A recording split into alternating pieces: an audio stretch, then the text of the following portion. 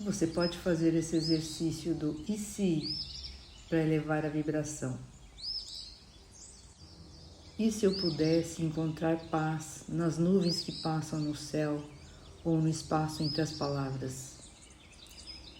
E se eu pudesse me divertir com coisas simples e corriqueiras?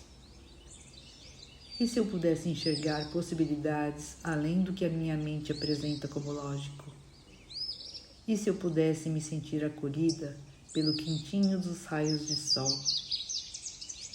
E se eu me lembrasse durante o meu dia de diversas coisas pelas quais sou grata e me deixasse ser nutrida pela gratidão? E se eu pudesse sentir o frescor da vida quando sentisse o frescor de uma brisa suave? E se eu me sentisse conectada com o divino? E se eu me permitisse receber o amor puro da fonte? E se eu soltasse o peso das minhas resistências?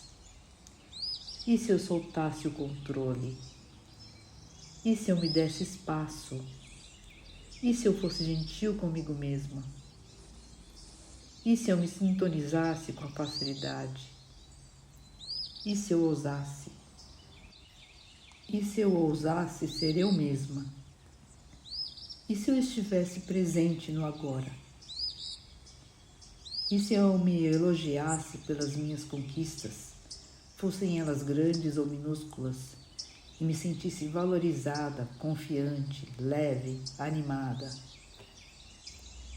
E se eu fosse merecedora simplesmente por estar viva?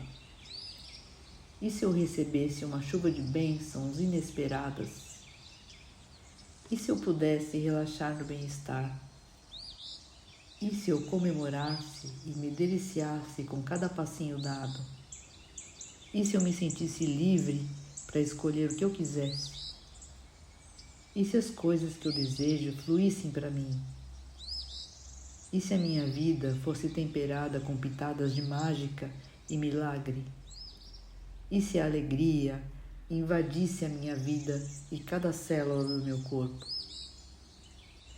Veja o que funciona melhor para você. Faça suas adaptações. E se você experimentasse?